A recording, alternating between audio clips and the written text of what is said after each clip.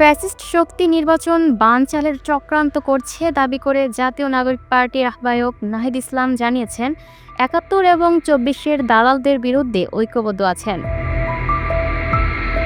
মঙ্গলবার ১৬ ডিসেম্বর সকালে জাতীয় স্মৃতিসৌধে জাতির সূর্য সন্তানদের প্রতি শ্রদ্ধা নিবেদন শেষে তিনি কথা বলেন। নাহিদ ইসলাম বলেন, ফ্যাসিস্ট শক্তি অস্থিতিশীল, তারা নির্বাচন বানচালের চক্রান্ত করছে।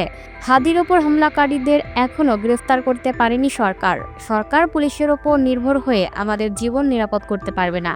তিনি বলেন, এ ভূখণ্ডের মানুষ মানবিক মর্যাদা, সার্বভৌমত্বের জন্য লড়াই করছে, কিন্তু ৫৪ বছরে বারবার মানুষের সঙ্গে প্রতারণা করা হয়েছে।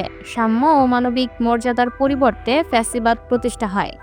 এনসিপির আহ্বায়ক বলেন, ৭১ এবং ২৪-এর দালালদের বিরুদ্ধে ঐক্যবদ্ধ আছি। গণভোটে হ্যাঁ এর পক্ষে গণজোয়ার করতে এনসিপির প্রার্থীরা কাজ করবেন।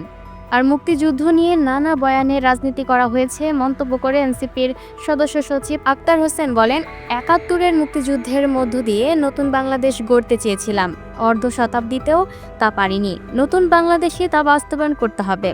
দলীয় দৃষ্টিভঙ্গি থেকে নয়, ৭১-এর দৃষ্টিভঙ্গি থেকে মুক্তিযুদ্ধকে দেখতে হবে। Lucky Akter, up to date news, Dhaka.